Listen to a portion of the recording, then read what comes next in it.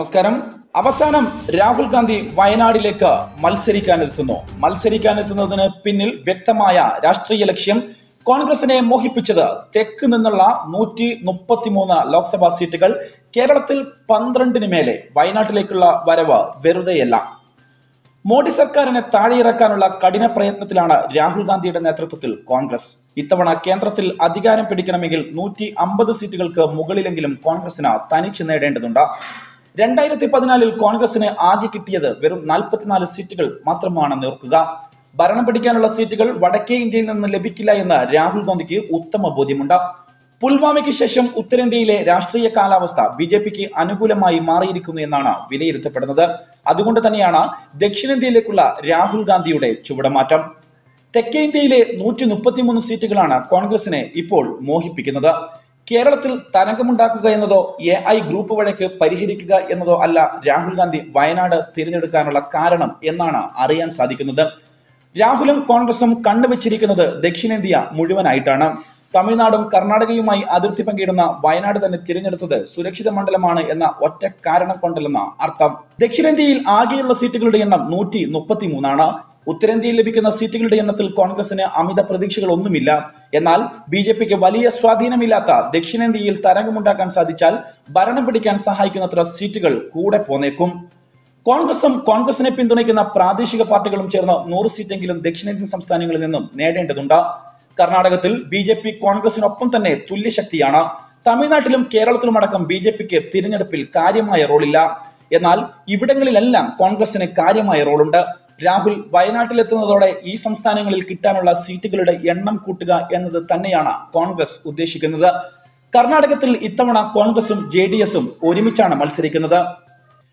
28 സീറ്റുകളുള്ള കർണാടകത്തിൽ 2014 കോൺഗ്രസിന് ലഭിച്ചത് 9 സീറ്റുകളായിരുന്നു.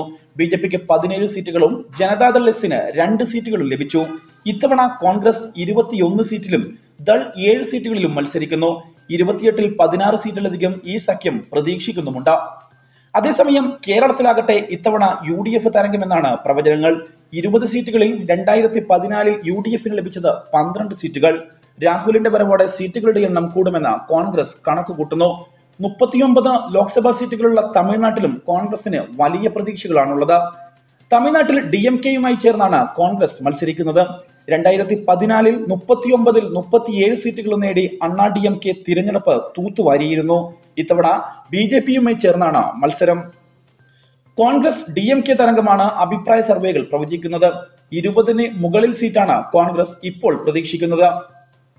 അതുപോലെ തന്നെയാണ് ആന്ധ്രാപ്രദേശിലും തെലങ്കാനയിലും രാഹുലിന്റെ വരവ് തരംഗമുണ്ടാക്കുമെന്ന് തന്നെയാണ് കോൺഗ്രസ് പ്രതീക്ഷിക്കുന്നത്.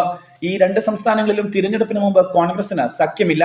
തിരഞ്ഞെടുപ്പിന് ശേഷമാണ് ഇവിടങ്ങളിൽ നിന്ന് കിട്ടുന്ന പിന്തുണ കോൺഗ്രസിനും BJPക്കും ഒരുപോലെ നിർണായകമാവുക. ആന്ധ്രാപ്രദേശിൽ 25 സീറ്റുകളാണുള്ളത്. അതിൽ എല്ലാ സീറ്റുകളിലേക്കും TDPയെയും YSR കോൺഗ്രസിനെയും കൂടാതെ കോൺഗ്രസും മത്സരിക്കുന്നുണ്ട്. 2014 കോൺഗ്രസ് നേടിയത് 0 സീറ്റുകളാണ്. TDP 15 സീറ്റുകളും YSR കോൺഗ്രസ് 8 സീറ്റുകളും നേടി. TDPയോട് ചേർന്ന് മത്സരിച്ച BJPക്ക് കിട്ടിയ 2 സീറ്റുകൾ. ഐക്യ ആന്ധ്ര ആവശ്യത്തോടെ മുഖം തിരിച്ച BJPയോട് നിലവിൽ കട്ടക്കലിപ്പിലാണ് TDP. അതിലാണ് കോൺഗ്രസിന്റെ പ്രതീക്ഷകൾ മുഴുവനുമുള്ളത്. TDPക്ക് ലഭിക്കുന്ന സീറ്റുകൾ തിരഞ്ഞെടുപ്പിന് ശേഷം തങ്ങൾക്ക് അനുകൂലമാവുമെന്നാണ് കോൺഗ്രസ് കണക്കുകൂട്ടുന്നത്. അതേപോലെ TRS കോട്ടയായ തെലങ്കാനയിലും കോൺഗ്രസ് ഉന്നം വയ്ക്കുന്നത് തിരഞ്ഞെടുപ്പിന് ശേഷമുള്ള സഖ്യ സാധ്യതകളിലേക്കാണ്. 17 സീറ്റുകളാണ് തെലങ്കാനയിലുള്ളത്. 2014 11 സീറ്റുകൾ TRS നേടി. ഇത്തവണയും TRS തന്നെയാവും നേട്ടമുണ്ടാക്കുക. 5 സീറ്റുകളെങ്കിലും TDP പിന്തുണയോടെ ഇക്കുറി ലഭിക്കുമെന്നാണ് കോൺഗ്രസ് പ്രതീക്ഷിക്കുന്നത്. ഇതോടുകൂടി ഒരു കാര്യം വ്യക്തമാകുന്നു. രാഹുൽ ഗാന്ധിയുടെ ദക്ഷിണേന്ത്യയിലേക്കുള്ള ചുവടുമാറ്റം അത് വെറും ഒരു ചുവടുമാറ്റമല്ല. നോർത്ത് ഇന്ത്യയിൽ പരാജയം സമ്മതിച്ചുകൊണ്ട് ദക്ഷിണേന്ത്യയിൽ ഭരിക്കാനുള്ള സീറ്റുകൾ വാരിക്കൂട്ടാനുള്ള ഒരു സാഹചര്യം മുന്നിൽ കണ്ടാണ് രാഹുൽ ഗാന്ധി ദക്ഷിണേന്ത്യയിലേക്ക് വരുന്നത്. എന്നാൽ രാഹുൽ ഗാന്ധിയുടെ ഈ വരവ് കോൺഗ്രസ് പ്രതീക്ഷിക്കുന്ന രീതിയിലുള്ള ഒരു തരംഗവും കേരളത്തിൽ ഉണ്ടാക്കില്ല എന്ന് തന്നെയാണ് ഇടതുപക്ഷം പ്രഖ്യാപിച്ചിട്ടുള്ളത്. മാത്രമല്ല രാഹുൽ ഗാന്ധി കേവലം 20 സ്ഥാനാർത്ഥികളിൽ ഒരാളായി മാത്രം ചുരുങ്ങിപ്പോകുമെന്നും കേരളത്തിന്റെ മുഖ്യമന്ത്രി പിണറായി വിജയൻ പ്രഖ്യാപിച്ചു കഴിഞ്ഞു. ഇത്തരത്തിൽ രാഹുൽ ഗാന്ധിയുടെ കേരളത്തിലേക്കുള്ള ഈ സ്ഥാനാർത്ഥിത്വത്തിന് പിന്നിലുള്ള ഈ കോൺഗ്രസ് തരംഗം ആഞ്ഞുവീശുകയാണെങ്കിൽ ഒരുപക്ഷെ കോൺഗ്രസിന് വലിയ രീതിയിലുള്ള നേട്ടമുണ്ടാക്കാൻ സാധിച്ചേക്കും. അതല്ലാത്ത പക്ഷം തീർച്ചയായിട്ടും കേരളത്തിലെ ഈ സ്ഥാനാർത്ഥിത്വം രാഹുൽ ഗാന്ധിക്കും കോൺഗ്രസിനും ദേശീയ തലത്തിൽ വലിയ രീതിയിലുള്ള തിരിച്ചടിയാകുമെന്നുള്ള കാര്യത്തിൽ ഒരു സംശയവുമില്ല. News desk, national news.